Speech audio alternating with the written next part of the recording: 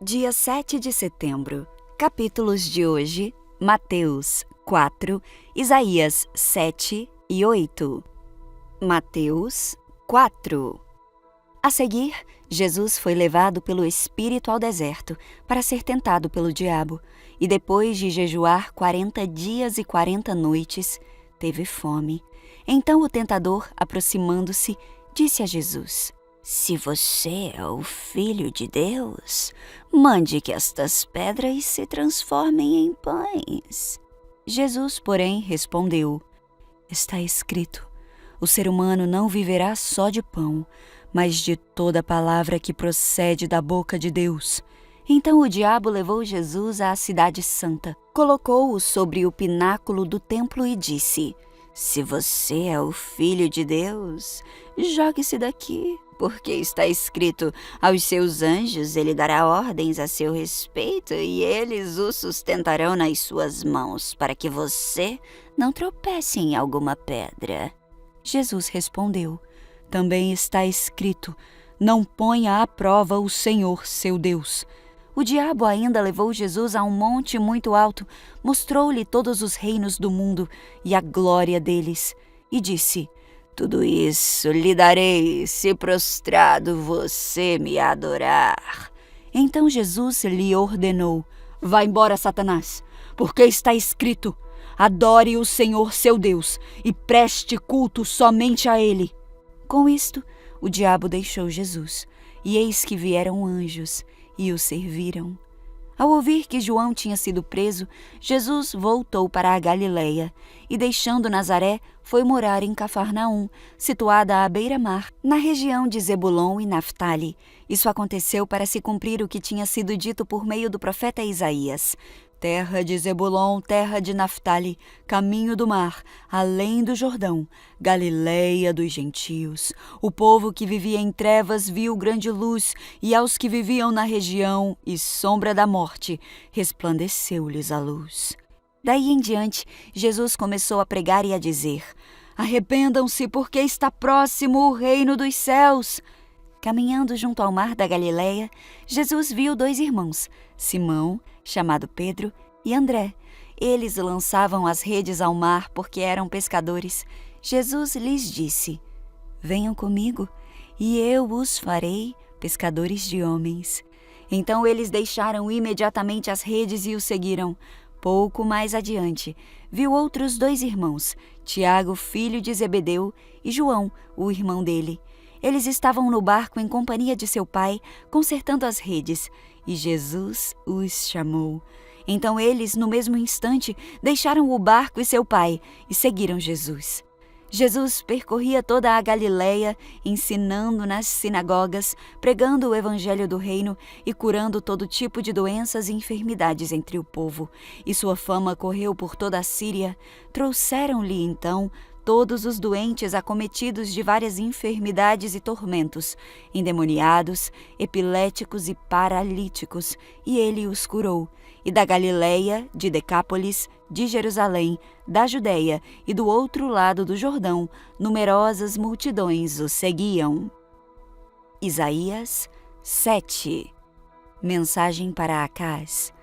Quando Acás, filho de Jotão e neto de Uzias, era rei de Judá, Rezim, rei da Síria, e Peca, filho de Remalias, rei de Israel, saíram para atacar Jerusalém. Contudo, não conseguiram executar seu plano.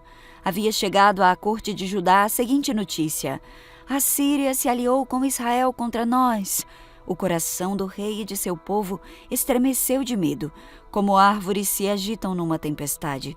Então o Senhor disse a Isaías: "Pegue seu filho Sear-Jasub e vá encontrar-se com o rei Acás. Ele estará no final do aqueduto que abastece o tanque superior, perto do caminho para o campo onde se lava roupa. Diga a Acás que pare de se preocupar e que não precisa ter medo da ira ardente daquelas duas brasas apagadas, Rezim rei da Síria, e Peca, filho de Remalias. É verdade que os reis da Síria e de Israel tramam contra ele e dizem: atacaremos Judá e a conquistaremos. Então colocaremos o filho de Tabeal para reinar sobre Judá. Mas assim diz o Senhor, o soberano: essa invasão não acontecerá, jamais ocorrerá, pois a Síria não é mais forte que sua capital Damasco, e Damasco não é mais forte que seu rei Rezim. Quanto a Israel, em 65 anos, será esmagada e completamente destruída. Israel não é mais forte que sua capital Samaria, e Samaria não é mais forte que seu rei Peca, filho de Remalias. Se vocês não crerem com firmeza, não permanecerão firmes. O sinal de Emanuel. Depois, o Senhor enviou esta mensagem ao rei Acaz: peça ao Senhor seu Deus um sinal de confirmação. Pode ser algo difícil, alto como os céus ou profundo como o lugar dos mortos. O rei Acaz, porém, respondeu: não porei o Senhor à prova desse modo. Então o profeta disse: ouçam bem, descendentes de Davi. Não basta esgotarem a paciência das pessoas? Agora também querem esgotar a paciência de meu Deus? Por isso o Senhor mesmo lhes dará um sinal. Vejam, a virgem ficará grávida. Ela dará à luz um filho e o chamará de Emanuel. Quando essa criança tiver idade suficiente para escolher o bem e rejeitar o mal, comerá coalhada e mel. Pois antes de a criança chegar a essa idade, as terras dos 2 reis que vocês tanto temem ficarão desertas. Então o Senhor trará sobre vocês, sua nação e sua família, coisas como nunca houve desde que Israel se separou de Judá. Trará contra vocês o rei da Assíria. Naquele dia o Senhor assobiará para chamar o exército do sul do Egito e o exército da Assíria, e eles o cercarão como enxames de moscas e abelhas. Virão em grandes multidões e ocuparão as regiões férteis e também os vales desolados, as cavernas e os lugares tomados de espinhos. Naquele dia, o Senhor alugará uma navalha que virá de além do rio Eufrates, o rei da Assíria, e a usará para raspar tudo, sua terra, suas plantações e seu povo. Naquele dia, o camponês terá sorte se lhe sobrarem uma vaca e 2 ovelhas. Ainda assim, haverá leite suficiente para todos, pois restarão poucas pessoas na terra. Comerão coalhada e mel até ficarem satisfeitos. Naquele dia, os vinhedos prósperos que hoje valem 1000 peças de prata se tornarão terrenos cheios de espinhos e mato. Toda a terra ficará coberta de espinhos e mato, e será uma região de caça cheia de animais selvagens. Ninguém irá às encostas férteis das colinas, onde antes cresciam jardins, pois estarão tomadas de espinhos e mato. Ali bois e ovelhas pastarão. Isaías 8. A futura invasão à Síria. Então o Senhor me disse: faça uma grande placa e escreva de modo bem claro o seguinte nome: Mahel-Shaal-Hashbaz. Pedi ao sacerdote Urias e Zacarias, filho de Zeberequias, 2 homens conhecidos por sua honestidade, que fossem testemunhas do que fiz. Então deitei-me com minha esposa, e ela ficou grávida, e deu à luz um filho. E o Senhor disse: dê-lhe o nome Masher-Shalal-Hashbaz. Pois antes que esse menino tenha idade suficiente para dizer papai ou mamãe, o rei da Assíria levará embora os bens de Damasco e as riquezas de Samaria. Mais uma vez o Senhor falou comigo e disse: meu cuidado pelo povo de Judá é como as águas de Siloé, que fluem suavemente. Contudo, eles me rejeitaram e agora se alegram com o que acontecerá aos reis Rezim e Peca. Portanto, o Senhor fará vir sobre eles uma grande inundação do rio Eufrates, o rei da Assíria com toda a sua glória. A inundação fará transbordar todos os seus canais e cobrirá Judá até o pescoço. Abrirá as asas e submergirá sua terra de um extremo ao outro. Ó Emanuel, reúnam-se nações e fiquem aterrorizadas. Prestem atenção todas as terras distantes. Preparem-se para a batalha, mas serão destruídas. Sim, preparem-se para a batalha, mas serão destruídas.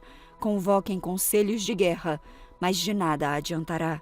Devolvam estratégias, mas não terão sucesso, pois Deus está conosco. Chamado para confiar no Senhor.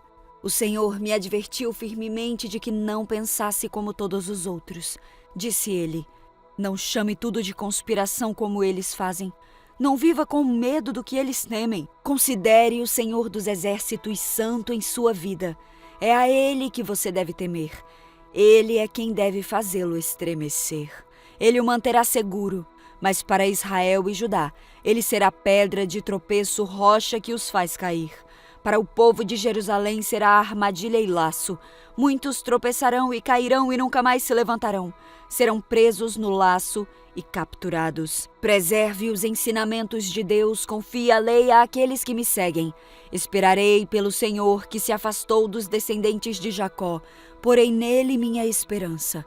Eu e os filhos que o Senhor me deu, serviremos de sinal e advertência para Israel, da parte do Senhor dos Exércitos, que habita no Monte Sião. Talvez alguém lhes diga: vamos perguntar aos médiuns e aos que consultam o espírito dos mortos. Com sussurros e murmúrios, eles nos dirão o que fazer. Mas será que o povo não deve pedir orientação a Deus? Será que os vivos devem buscar a orientação dos mortos? Consultem a lei e os ensinamentos de Deus. Aqueles que contradizem sua palavra jamais verão a luz. Andam sem rumo, cansados e famintos, e por causa da fome amaldiçoam seu rei e seu Deus. Olharão para o céu, depois olharão para a terra, e para onde voltarem os olhos, só verão problemas, angústia e sombrio desespero. Serão lançados nas trevas.